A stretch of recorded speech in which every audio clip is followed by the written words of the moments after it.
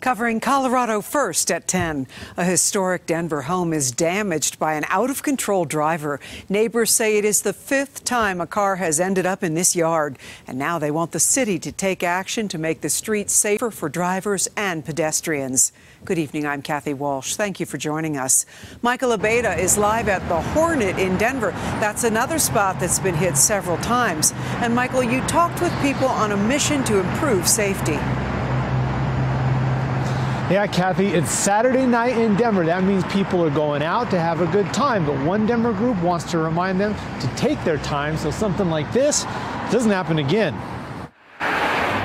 We're lucky that in this case, nobody was hurt. Another weekend, another car jumped a curb and ran into a building near downtown Denver. Recently, the Hornet on Broadway got an unexpected drive-through after a driver decided to park in their dining room. Luckily, no one was hurt. Saturday morning, a car jumped this curb on 13th and Lafayette. The modern machine was no match for the historic home on the corner, but it could have been much worse. But the longer the city delays in redesigning our streets to be safer for everybody, the more people who are going to be hurt. Jill Locantore is the executive director of Walk Denver. They're Denver's pedestrian advocacy organization. She's also a Capitol Hill resident. She says something needs to be done to prevent people from driving too fast because it's endangering her and her neighbors. We do see on streets like this the same types of crashes happening over and over again.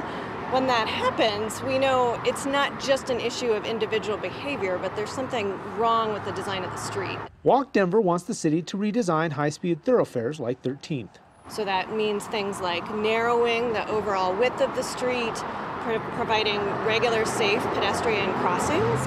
And for streets like 13th Avenue, looking at possibilities like maybe converting it from one-way back to two-way. So that residents and motorists in Denver can coexist safely. There's a serious mismatch between the design of the street and how the community would like to be using it. Now, I reached out to Public Works today to see what they thought about Walk Denver's plan, but they didn't get back to me, probably because it's the weekend. In the meantime, Walk Denver has a message for people who are out driving tonight and every day. They want you to slow the funk down with an N. Live in Denver, Michael Abeyta, covering Colorado first. Thank you, Michael.